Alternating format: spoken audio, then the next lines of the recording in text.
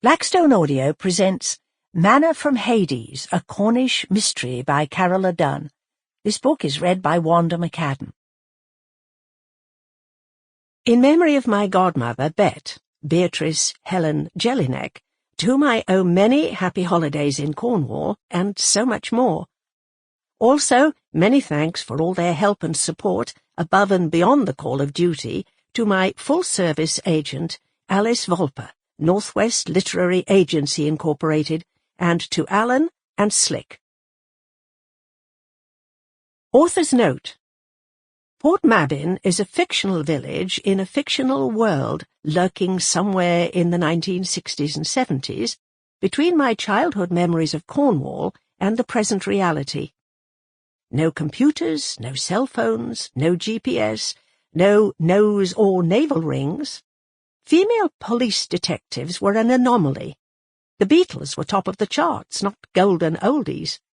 Instead of the Mediterranean or Caribbean for their summer holidays, the English still flocked to the Cornish Riviera, leaving it to the locals in the off-season.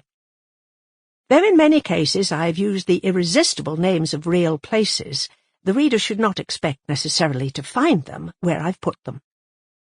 The topography resembles the north coast of Cornwall in general, but not in particulars. The constabulary of the Royal Duchy of Cornwall, Caradoc, has no existence outside my imagination. Acknowledgements. My thanks to Beth Francis for advice about Aikido, and to her husband, Carmen, for letting her practice on him the moves I needed. Chapter 1. "We put in several frogs, Mrs. Trewin," said Miss Annabel Willis anxiously. "You did say they were well received." "Very well indeed, Miss Annabel. They sold in no time. My thanks to both of you for your hard work and generosity." Eleanor lifted the big cardboard box, whose faint, sweet fragrance bore out the logo on its sides. Co-op tea. It was more awkward than heavy. "It's a pleasure to do what little we can to help," the elder Miss Willis assured her from her wheelchair, her knitting needles clicking away tirelessly, producing yet another green and yellow frog. "Annabel, stop fussing and give Mrs. Trewin a hand."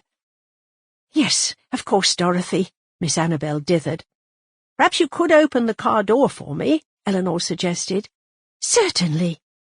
Beaming, Miss Annabel buttoned her cardigan over her flower-print dress and trotted ahead out of the tiny cottage. She was over 80 if she was a day. Eleanor only hoped she— Sample complete. Ready to continue?